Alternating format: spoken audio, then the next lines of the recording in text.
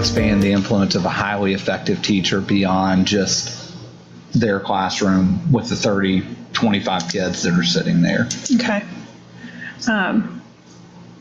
I recognize this is just a pilot, but I mean, Brian, we talk about a culture of excellence, and a culture of opportunity is an interesting thing to pursue. I mean, this obviously is a very small subset, but if we want to think that way, we should think that way.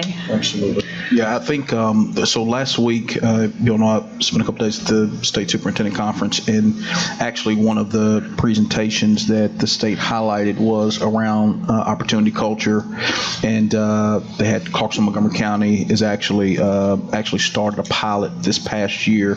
They just started it. They did a pilot the previous year, and it's something that the state highlighted. And I think more and more in the profession you're going to see districts go this way for a multitude of reasons. One is obviously what it allows you to do from the standpoint of recruiting talent to the classroom, but then also I think it's a retention strategy from the standpoint of these teachers that are being identified as these multi-classroom teachers are really expanding their breadth of influence. And so I think it's a very unique approach, one that we're watching really closely. It won't go without kinks and challenges, but it's definitely one that we want to see if it has potential, because it grows the opportunity exponentially on both ends of the spectrum. Okay. All right. Thank you. That's all my questions about that one. I've got a question about that when we get through.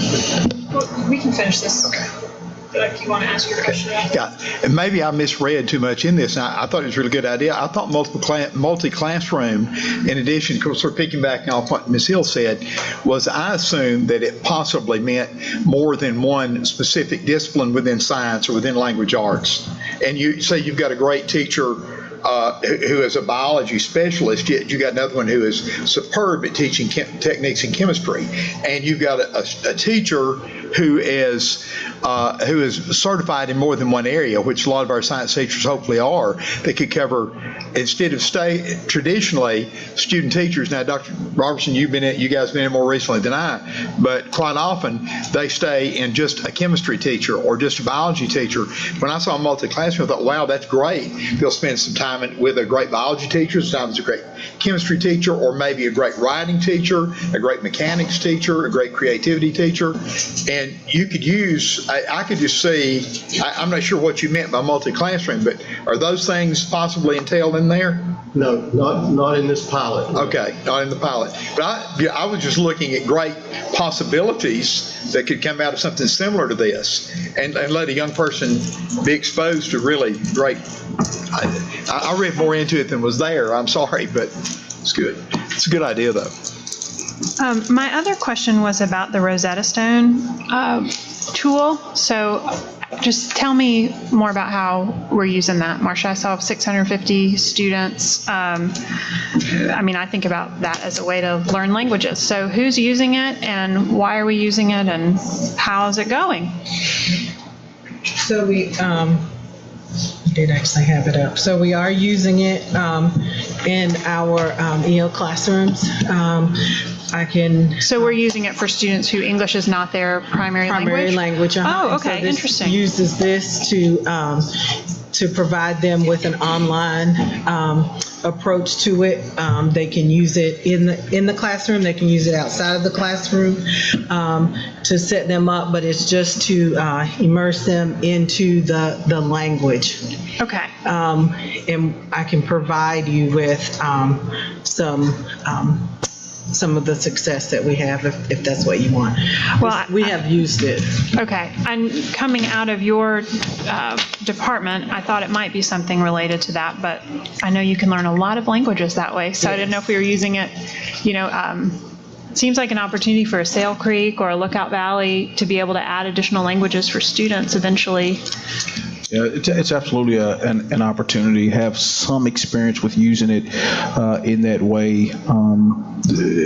Have found some pros and cons of learning a new language without the traditional instruction combined with it. And so I think the beauty of using it this way is obviously you're getting that EL instruction in the classroom, and then you're filling the gaps through the Rosetta Stone and immersing them deeper through the Rosetta Stone. But have seen it used on occasion, in particular as a where I've seen it used the most frequently for students that are English-speaking students is if they get into credit situations where, let's say they've got a German's not a good example, give me one, Chinese, maybe they've taken Chinese 1 and they come to us from a different school system and we don't have maybe a Chinese 2 teacher, and so that's an area we can plug them into to get access to complete the credit. So I've seen it used more as a completion tool for graduation,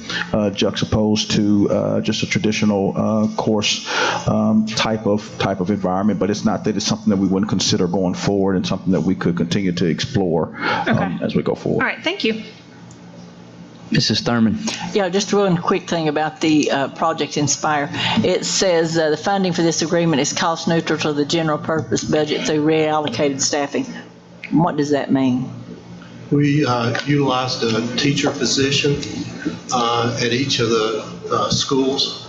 So it pays for the Project Inspire residents. It pays for the stipend for the multi-classroom teacher. And then there will be some additional money left to support those residents and that multi-classroom teacher. So we're coming up with $108,000, but you say we're getting teachers out of it.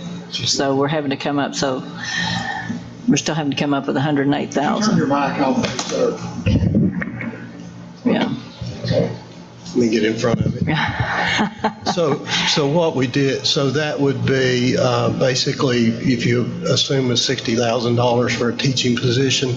So at each location, we utilized a teaching position. So we removed a teaching position from our budget, and then we'll, out of that $60,000 for each of those teaching positions, let's use Red Bank High School as an example, $60,000 will pay for the 2 residents, the stipend for the multi-classroom teacher, and then there'll be actually money left over for supports to support the residents as well as the teacher. And just one thing I'd add to that is that in all 3 of these schools, in order for this to have any success, you got to have school leaders that want to do it. And so the school leaders in those 3 buildings want to I shouldn't say take a stab at it, but want to try it as an option to fill some gaps. But it wouldn't be successful any other way, just because they are in essence using a teacher role for this pilot. Okay, thank you. All right. Anything else there under bids and contracts? Mr. Chair, if Yes, sir. nobody has any other questions on those, we do need to pull an item from bids and contracts. Okay. Item K for the Life Touch. Life Touch. So the current agreement expires June 30th, 2020. This would be to start for next school year. It was previously, the previous contract 5 years ago was acquired through a cooperative purchasing agreement, which they were a participant in that cooperative. We've been notified that they're no longer a participant in that cooperative or any other cooperative, so we do need to bid this. Okay. All right.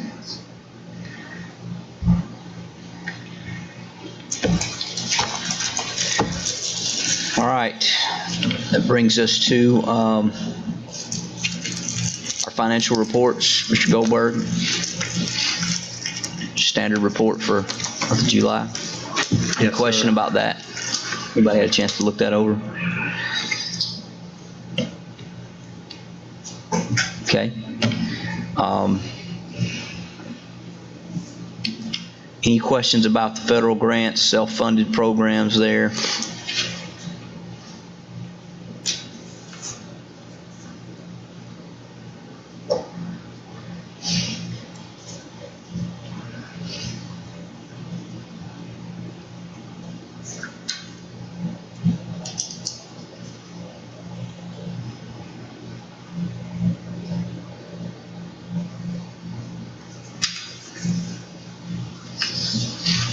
Okay.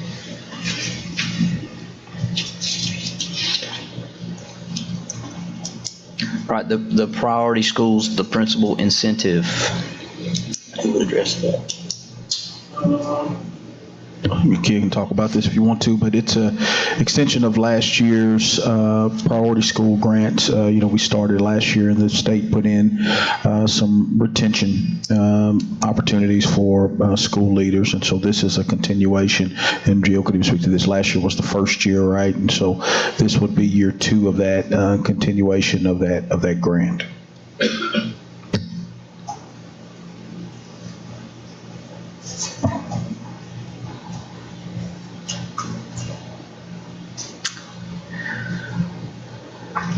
All right, that brings us to the fund balance proposal.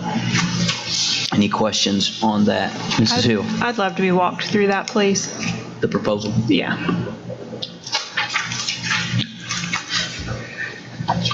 I'm going to go to the restroom on fund balance proposal.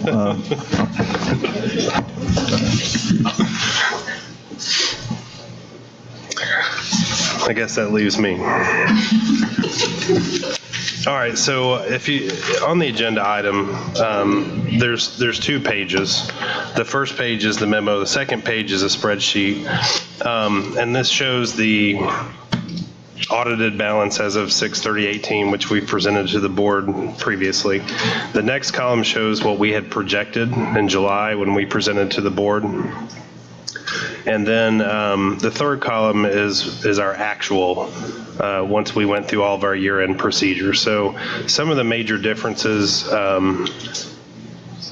like we have 1.2 million committed for education for technology because we actually didn't spend that in fiscal 19. So because the board had approved it as use of fund balance, that actually rolls back into committed and you have to reappropriate it. And then the other large item is the unassigned. So we projected that unassigned would go down to 38 million, but it actually came in at 45 million. So the best way to explain that is during the year in fiscal 19, we transferred 12.4 million to capital, which you all appropriated. We also spent $5.5 million on one-to-one technology and telecommunications, which you all appropriated. However, at the end of the year, we came in about 8.9 million over on revenue, which is a positive. It goes back into fund balance. And I previously told you that we would be at least 2 million under budget on expenses. We were actually about 11 million under budget.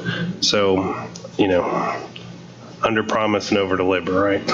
I didn't want to tell you we'd be 10 million under on expenses and only be 2. And honestly, it's hard to figure that out until you evaluate all the encumbrances and everything else. So that's how we get to where we are with the actual fund balance. So this proposal, because of that fiscal responsibility last year, would allow us to appropriate 5.75 million for Sell Creek Stadium, a salary bonus, which maybe the superintendent might want to talk about, and then also $750,000 for STEM digital fabrication. And then the other item, the 1.185 million, that's just to reappropriate what you did last year because of timing. That actually rolls into fiscal year 20. And then the column that allocates money, that's 1.6 million that we want to move from unassigned to assigned for technology and textbooks, which is essentially just saving specifically for those 2 items. And then our unassigned fund balance would remain at almost 39 million. I will comment that we did balance our budget with 8 million from fund balance, which would come out of that 39 million if we had to use it.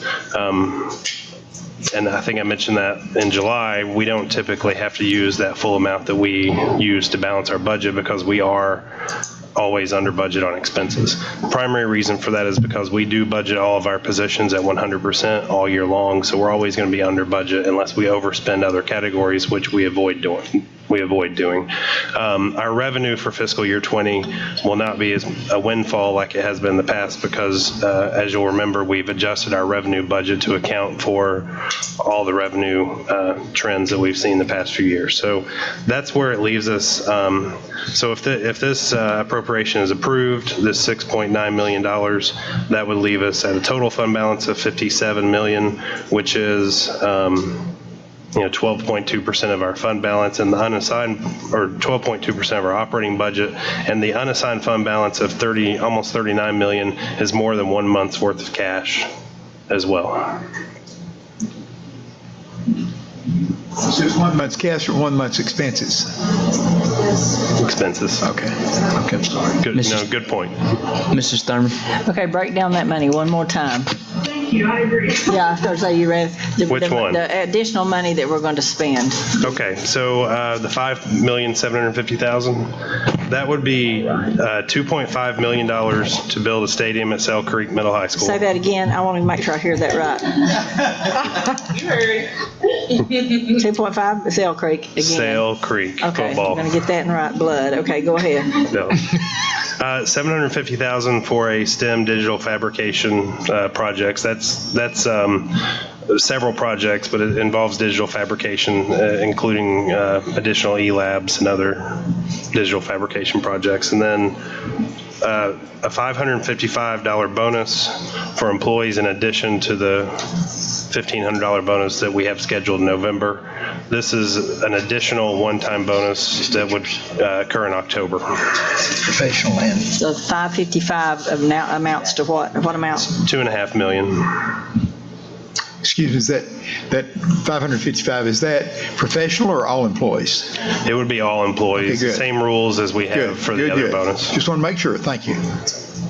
It'll really be a little less than $2.5 million, but we put a round number on it. Just want to make sure we get all this, make sure that everybody understands what's going on. So as Brent noted, the only thing I'd add is that just because of our fiscal responsibility, we were able to do this. It's really awesome to, I think, to be at this point in the budget year again, and to be able to obviously give to our teachers and to be really clear about this as well, because I want to make sure this is really clear, and you all know this, so I'm just saying this for kind of public fact more than anything else. It's one-time expenditures that we're committing it to. These aren't recurring things, and you all know, but again, I'm just saying it publicly because I know it sometimes gets misconstrued. We don't want to ever spend one-time money on recurring things from that standpoint. And so all these things, all these items that you see are one-time items that exist and things that were high on the priority list from the standpoint of budget and operational that we wanted to be able to address, and then obviously the compensation to our staff and employees is extremely important to us. So thank you, Brent. Mrs. Thurman, did you have another comment? No, I just wanted to hear that 2.5 million just one more time. Thank you. I don't know who was Sail first. Creek I'll defer football to. Well, Rhonda, I heard it too, so I got you back on that one. I want to make sure that Megan heard what our surplus was last year. I'm not sure Megan heard that. Will you say that again? Which surplus? Well,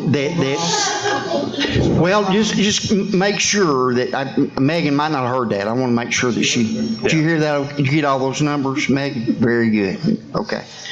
Thank you. Great job, Brett. All of you, great job. And I better put a pin in this surplus to be really, really clear. And I think it's really important. He has budgeted the revenue much more aggressively this upcoming year. And so, we don't anticipate this being the case and being able to do this, going forward. But obviously, because we're positioned to do it, we want to be able to, to contribute in that way. So that's exactly what I was going to say. I just want to be clear that we have tightened up the revenue. So for fiscal year 20, we're not going to have, this sort of surplus. We will on the expense side, but I do not anticipate it on the revenue side. Mrs. Hill. I'm probably going to reach out to you to make sure I fully get all the different pieces and where they're moving from and where they're coming from. But did it just occur to me, $555 bonus seems to be significant, as if we're talking about 5, 5, 5, and it makes me smile to think about all of our employees. We might add 55 cents to the end of it. 5, 5, 5, 5. That would be beautiful. That would be well, that would be 5 5s, y'all. Certainly something people have worked so hard for. I hope we're able to make that happen. That's a neat thing. Thanks, guys. All right, no other comments or questions about that proposal. Let's move down into, got policy there, food service management. Any questions about that or comments?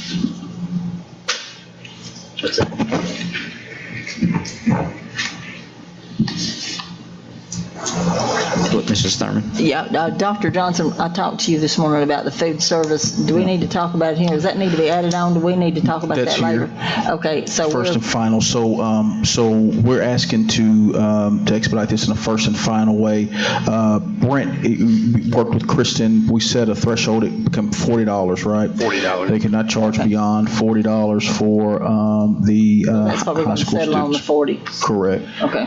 Well, and so talk about how you got there with a number and the potential a little bit. We started with a certain number of meals, and then we determined that the system can only do a dollar amount. So we can only set the system to cap a dollar amount. $40 is essentially about 10 lunches and 4 or 5 breakfasts if they're buying both, or it could be more lunches. But most of the children who are going to charge lunch would also charge breakfast historically. So this allows a student to have about 2 weeks worth of charges in high school, whereas currently they have 0, and they're having to put the food away if they get up there and don't have money in their account. So this would allow us to make sure the kids get fed while also limiting our exposure to uncollected charges. So we think it would probably cost us about $12,000 a year in total. And that's just based on our history with the middle school charges, or actually K-8 charges. So we are looking at different collection procedures to put in place. They've changed quite a bit over the past 5 years, and Kristen and I have had some conversations about how to do that a little bit better as we did in the past and get the cafeteria managers a little more involved. So that's something we're looking at, but the maximum exposure for us, we believe, would be about $12,000 if we had unpaid charges at the end of the year, because we are required by law to refund the nutrition fund for any unpaid charges. Well, when I talked to Dr. Johnson about this earlier, there's always businesses that want to help the school. Tell us what we can do to help. There could be some business partners that are willing to pick up the tab for the lunches that kids just can't pay. Because I know it really got ugly before when we had a credit collector going after these parents. It really got ugly. It really didn't look real good on the school system to do that. But also I told Dr. Johnson, one of the big problems we had before was the faculty. A lot of lunch charges. I think that should just not be allowed. Yeah, adults are not allowed to charge. Yeah, so I think that we need, because that was a big problem that we had before. And this would be students only. Okay, so I just want to be sure we clear that up. But if some businesses want to know, if they could just adopt a school and pay for parents who, a lot of parents just don't fill out the paperwork, whether it's drugs, alcohol, whatever. A lot of these kids, those are the kids that definitely need to eat. And so there may be some businesses willing to partner with a school just to, at the end of the year, at the end of the quarter or whatever, to kind of clear some of those up if it gets to be a problem. We actually have, I've heard that we've had some interested parties that would be interested in doing that, donating to lunch charge account. One thing I would note, just as a point of caution, is, obviously, Brent and Kristen have done a phenomenal job trying to understand what our potential exposure, could be on these. But we also know, and I want to be clear, that it could be beyond $12,000, and if it is, we got to figure it out. This is why we're piloting it this year. We'll monitor it on a monthly basis and kind of see where it's going, and then, if we need to bring a recommendation back to the board for next school year, we'll say, okay, we may need to look at this a little bit differently. And then obviously in conjunction with that, we'll see if there are business partners out there that would be willing to contribute to this fund pay for lunches. So we'll just monitor it if the board so chooses to approve this. But I think one of the things I've heard from parents that if whether it's a student that can't afford a meal, and I've heard it on the other side from frankly a lot of parents that can't afford the meal of a high school student, they get in line, they go get the food, and then they're unable to access it. So we want to make sure that students, high school students, get lunch and are able to receive that nutrition. Mrs. Lennon? Yes, I would just want to say thank you. I think this is the right thing to do. And I agree, Rhonda, I think that we could potentially find partners in businesses that would pick up the tab on this and not have to go through collections, but we have to feed our kids. Bottom line is they can't learn if they have empty bellies, and they need to have, breakfast and lunch. So I think that we had to do it with high school kids. We can't just have it in the elementary school. So thank you very much. Mr. Smith? If a student gets to that $40 threshold and they attempt to charge, we're not going to send them back again, are we? I mean, if we put some checks and balances in place to make sure that never happens again. Well, the charge, if the system shows a charge balance of $40, it will not allow the student to charge. That's what we're proposing to set it at.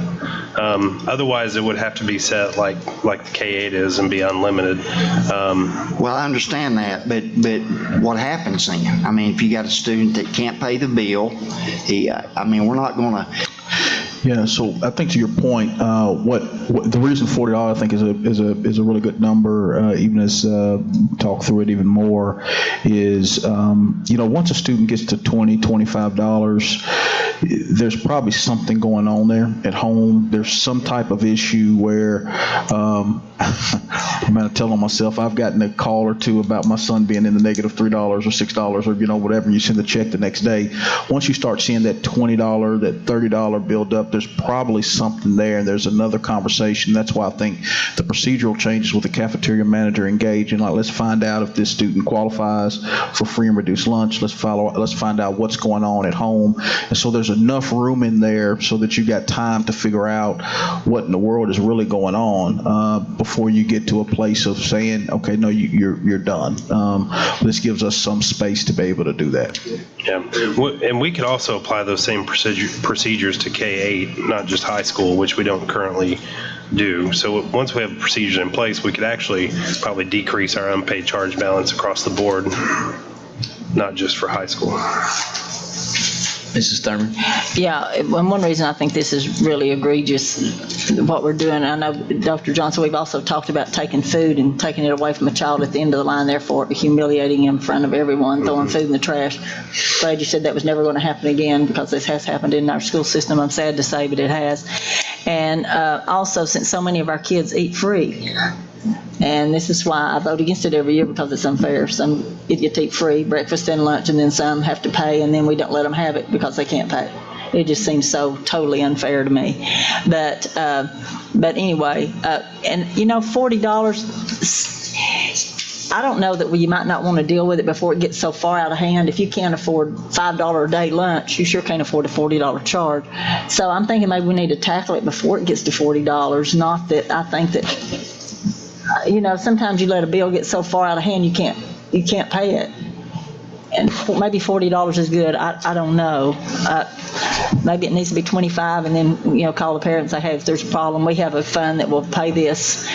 We just need to know so we can get this thing cleared up, or something. Yeah, the plan would be once it gets to around $20 to $25 is when we try to intervene somehow before it gets to 40.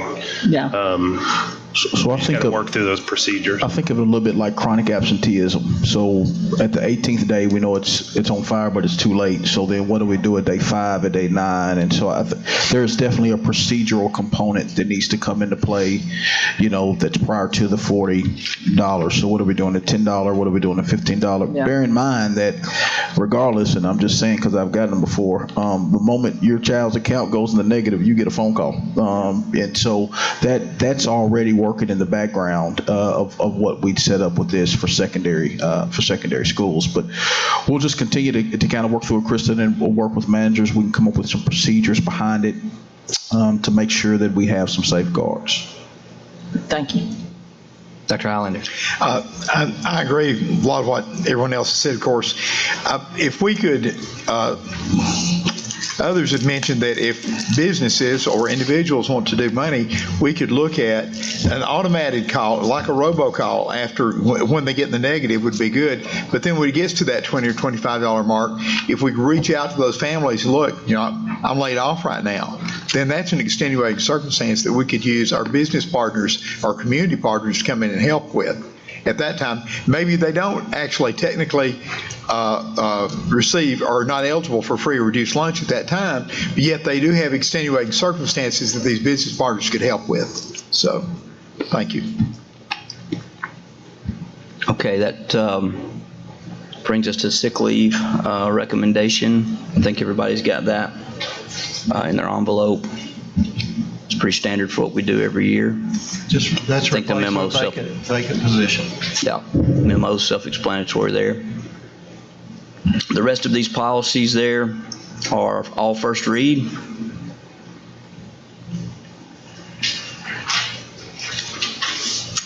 Under business matters, we've got cafeteria monitor position there at Thrasher, funded by Mountain Education Fund.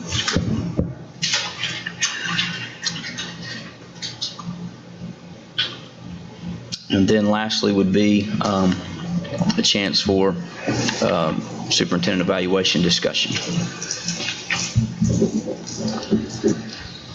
Any comments about any of that?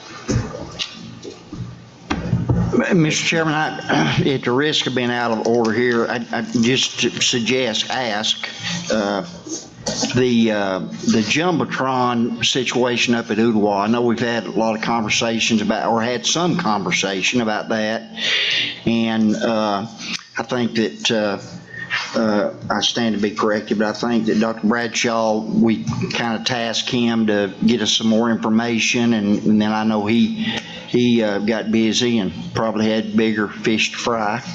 And but I have gotten a call or two from those folks up at Ooltewah that are anxious for us to move forward with that if we can. So I don't know if it's appropriate to put that on the agenda or where that's all at. Scott and myself, Dr. Highlander and Joe McGee, we've been very involved in this, particularly over the last 96 hours or so. And I think where we've left it, Scott, I didn't see your email just now on the last hour or so that came through on the opinion, but I know before that email, and you could speak to whatever's there, our thought is that it may be something that's able to be worked through at the school level versus worked through at the board level. And so, Scott, was there anything in that? That's the simple version, Mr. Smith. It came to us initially because the vendor was asking for some things that the school didn't have the authority to do. We revised the contract to eliminate that issue. Then it did get sent to Dr. Bradshaw's office. Subsequently, I think Mr. Goldberg raised a concern that because we're essentially giving a monopoly to someone to manage a stream of cash flow, that we might need to bid it. I've been speaking with the comptroller's office, and they agree that we should bid it. But that's really something that can be handled exclusively at the school level right now, and the board doesn't. The board can handle it, but it's really within the four corners of what the school can do now. So you communicate that to those folks, I guess.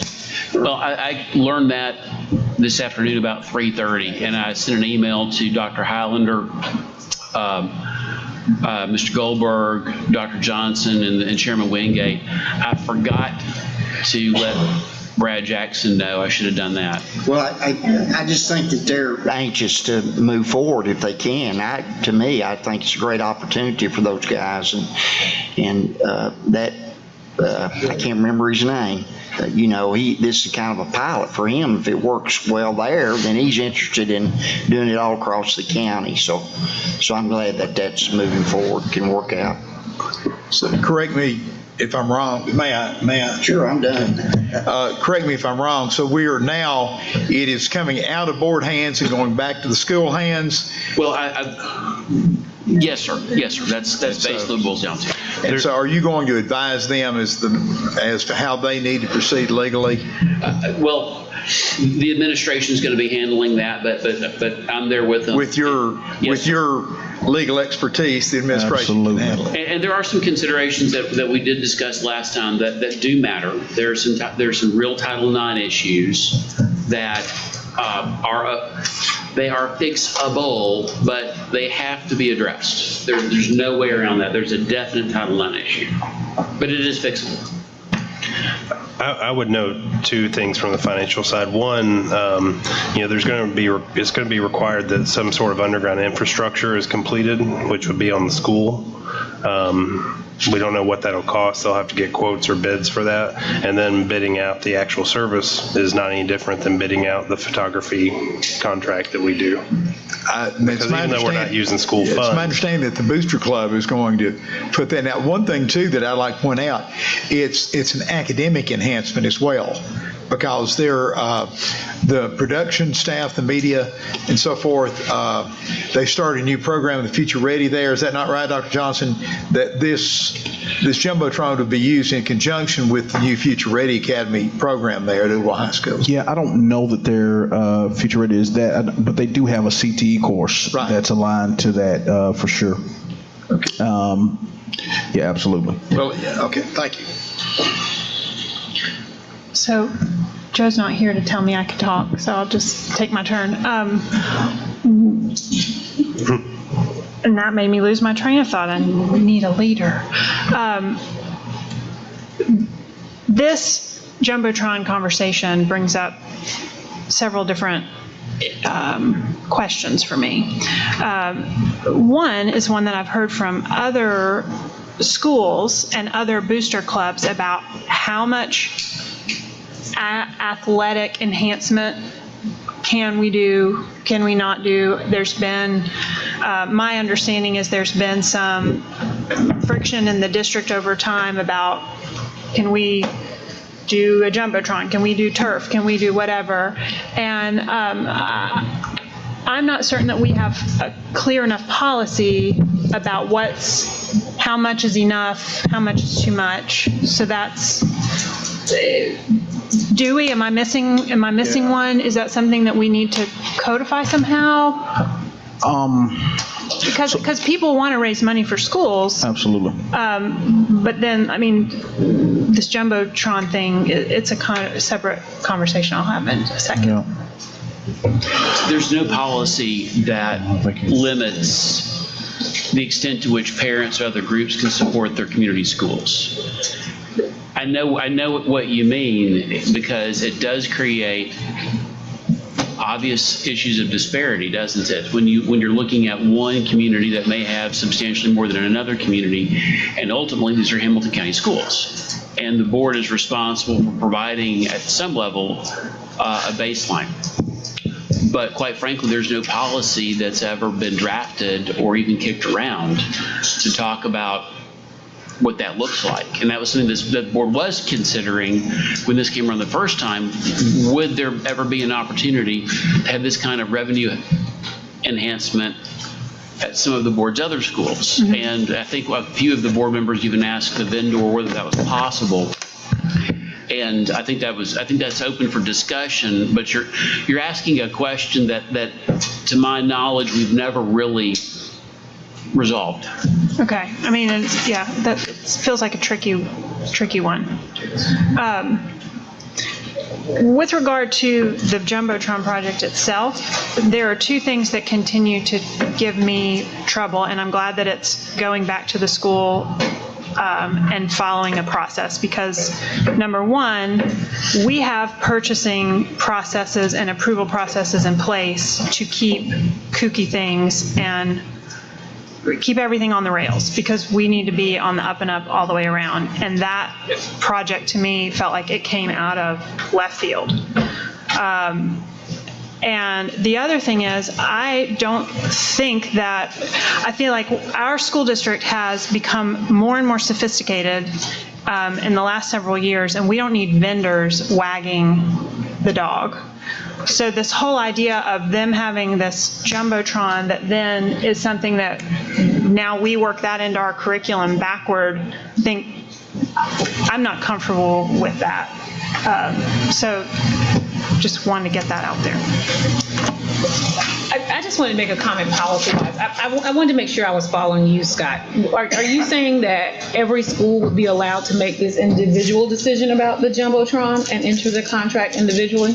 Did I hear you say it doesn't have to go through the board? Well, the way that this contract reads now isn't fundamentally different from a Coca-Cola scoreboard that would be put up at any school and that are frequently put up at other schools. What triggered the board's review was initially that they had asked for some assurances that the school couldn't do. They wanted arbitration, they wanted indemnity, they wanted all kinds of things. Mm-hmm. But at some level, the principals have the authority to serve as the purchasing agents for their schools.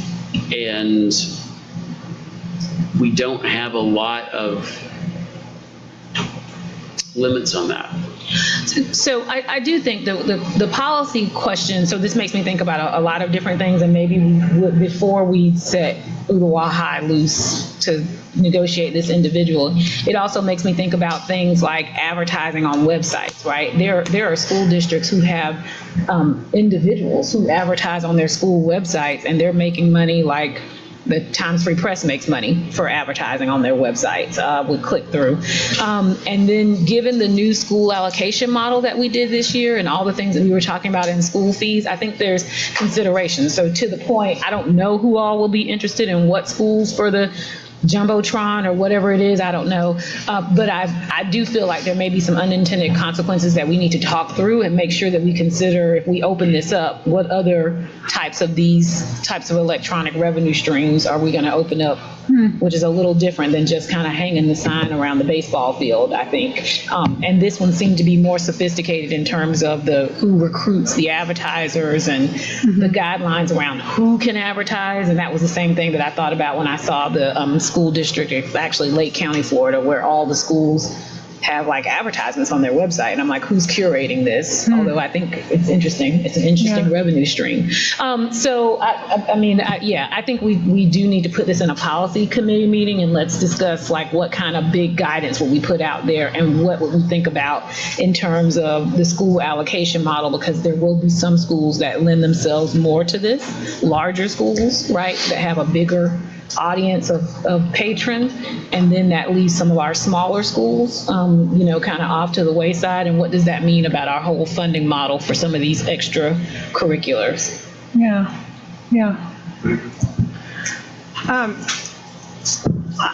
I would like, if we could, to circle back to item 3, election of officers.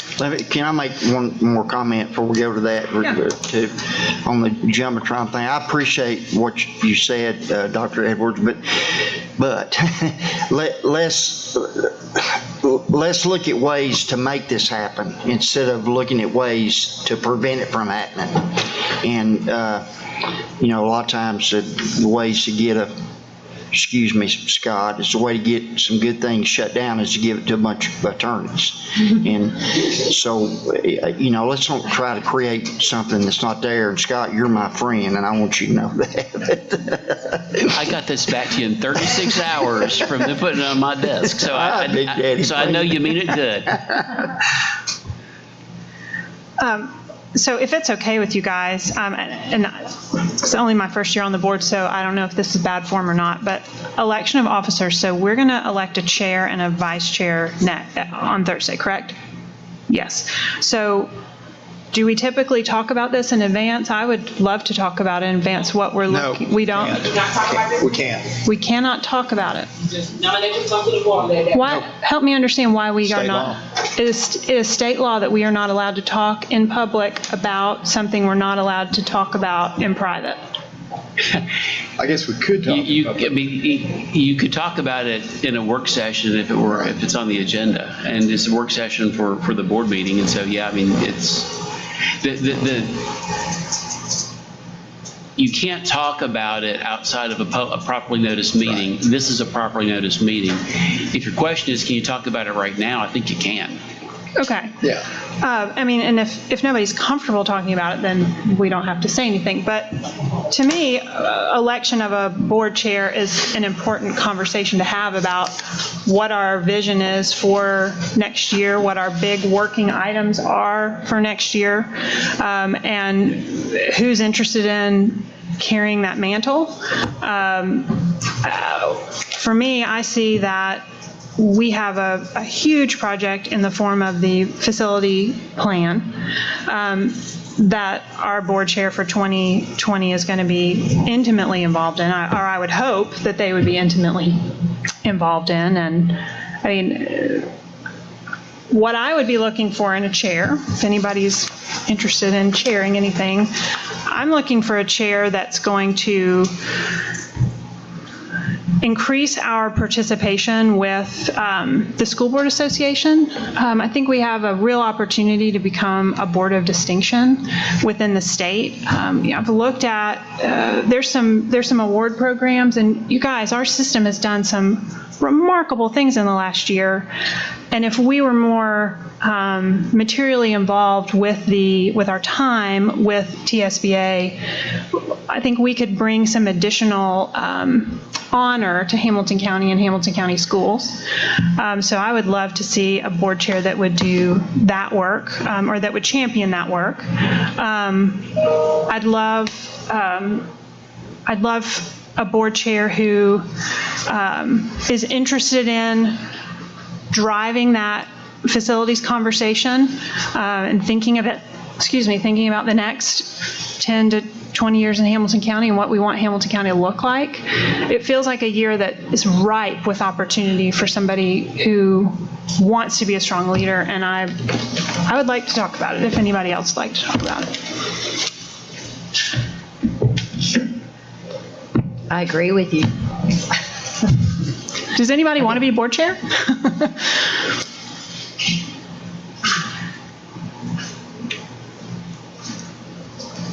I think Mr. Wingate's done a good job, but. I'm not comfortable having that conversation until everybody's here. Really. I'm just not. Okay. And Scott, So Tiffany won't be here on Thursday. well, just for clarification, I think most of the time, Jenny, what happens, Ms. Hill, is that, and correct me if I'm wrong, Scott, but nominations come forth on Thursday, and then the selection is made through the nomination, and so, I know it's In the span of about 2 minutes. yeah, sure, but I was just. That's the way we've always done it, but to Ms. Hill's point, there's no reason you can't talk about it now. She's done that, and yeah, so I mean, I understand that it's a little bit different, but it's a properly noticed meeting. She can certainly kick around these ideas. Now come Thursday night, there's nothing in Robert's rules that prohibits board members from asking a candidate a question. I mean, now by the same token, the chair can just go ahead and call for the vote. I mean, it's really the discretion of the board in terms of how it proceeds, really. So, if anybody's comfortable, in the same way that we had at our board retreat in the fall last year, we talked about our why we choose to serve on the school board, do the hard work. It really helped me over the course of this year working with everyone to know the things that are our heart issues, our whys. It would help me when I think about who I would want to nominate to be a board chair, a vice chair, what my colleagues on this board are looking for in a board chair. Does anybody have any feedback for me on that, what you are looking for in a board chair? So Jenny, I think typically, well, I know since I've been on the board, we've never had the open conversation about that. I would say, excuse me, I know when you said you have a matter of 2 minutes to decide that. I personally, for me, I'm very observant the whole 12 months. And so for me, a lot of times when we get to this point and nominations come up, I think about those individuals and have they exhibited the skills that I'm looking for in a board chair at that time. Because I feel like throughout the year, we have ways in which each one of us can show our leadership skills in certain capacities as it pertains to what a board chair could be, needs to be, and the duties and tasks that involves. So for me, I tend to look at what people have done throughout the year, their participation, their connections with TSBA, trainings, positions they've done, committee chair, those kinds of things there. I've always just kind of taken the notion that out of respect for the current chair and vice chair, that the board just didn't do that in case those individuals were wanting to run again. I'm not saying that was the most appropriate thing. I think that's just kind of what became the unsaid, unknown kind of process. And of course, we have a right to reevaluate that process as a non-member body. But I think that's just what I kind of perceived from coming onto the board. It was just kind of like out of respect for the two current leaders that you just kind of make your own observations and go from there. I could be wrong. I'm only speaking for Caritza, not for anybody else. That's helpful that you're looking at participation and leadership. But I do look at those kinds of things. That's just what I do. But like I said, it's always open for discussion. We are a brain, so the brain can come up with another. Ms. Jones, if I could interject, there's actually 3 offices you elect for. Yours is the 3rd. The legislative liaison is, in this year, that was hugely significant. And I will say I would be happy to serve in that capacity again. I think Chris had a good point. She and I came on the board at the same time, and that's the way I've done it, and our predecessors did that, I believe, too, is they have been close observation for the entire year, and maybe for 2 or 3 years, is the way we've been. Rhonda's been longer than either of us, and I think most people look very closely in the past at what's transpired in that year and in past years. But you got some good points, too, Jenny. So Rhonda, as our most senior member, what do you look for? Or you don't have to answer that, but what have you seen to be successful traits of a board chair? Because I know there have been years that have probably been great and years that have probably been frustrating as heck. And some of that's what's on the board agenda, but some of it's also how the board works together, and I want us to be as functional as possible. Well, we have seen some really good board chairs and some really bad ones. We had some that just had their 5 votes and they could do whatever they wanted to, and that was... So that pretty much happened when I first got on the board. It was pretty much the way it was. You had 5 votes, and you really didn't care about too much discussion of anything. Seen that. Saw somebody like, say, Jonathan Welch. He was very smart, very articulate, and he got us through some really difficult times. And I looked for that kind of leadership. He was calm, cool, level-headed. And that's their job, to kind of keep the school out of hot water. I saw some of that. Saw Kenny Smith, who was all about vocational education, being an electrician, and he did a lot for vocational education, and he was fighting against Jesse Register with a lot of that. He and the superintendent kind of butted heads some, because the superintendent wanted everybody to go to college, and he didn't think it was necessary. So there's been all kinds of different personalities, different agendas. Some knew what their agenda was going in, whether it was to get schools built in their district or whatever it was, and they were here just for a purpose, and then you could see some of that. But like I said, I just look for somebody that's I think is more for the students and not about so much the administration, to stand up and I'm not a big rah-rah, sis-boom-bah kind of person when something good happens. My mother, people used to tell my mother how well behaved her children were. She said they better be. So when we're educating students, I'm not going to get out and jump up and down. That's what we're here for. So I'm not going to get out and throw a big party because kids are doing well on a test, I mean, that's why we pay the administration the money that we do, and that's why we pay, the teachers and things like that. So I just don't get real riled up about that. So, do you have different personalities with people, and that's why we're all here. That's why I'm a hairdresser, and some other people do whatever it is they do.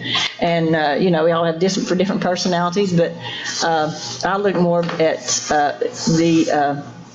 I don't need an equity task force. I know what equity looks like, and I know there's a lot of inequities going on, and there have been. We're getting a lot of those worked out.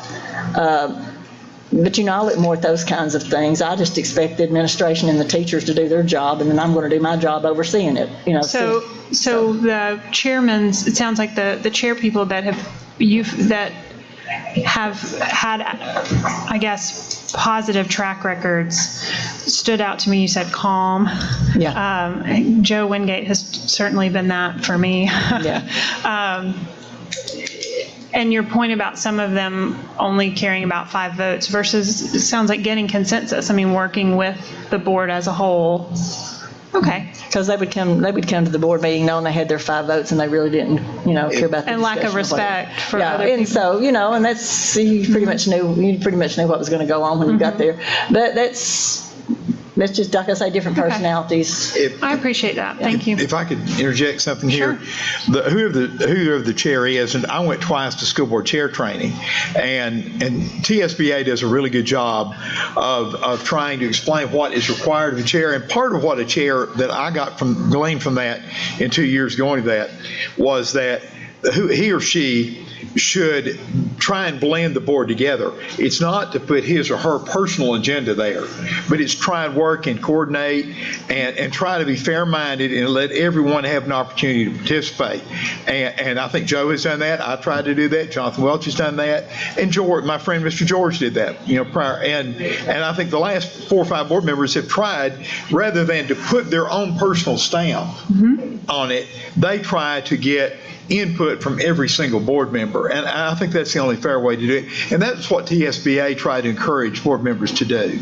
And I think overall, whoever it is needs to be working to that end. And that's my perspective. Thank you. I've gotten the impression that there is a tremendous amount of additional work on the part of the board chair. Can anybody, you've been board, can you speak to that?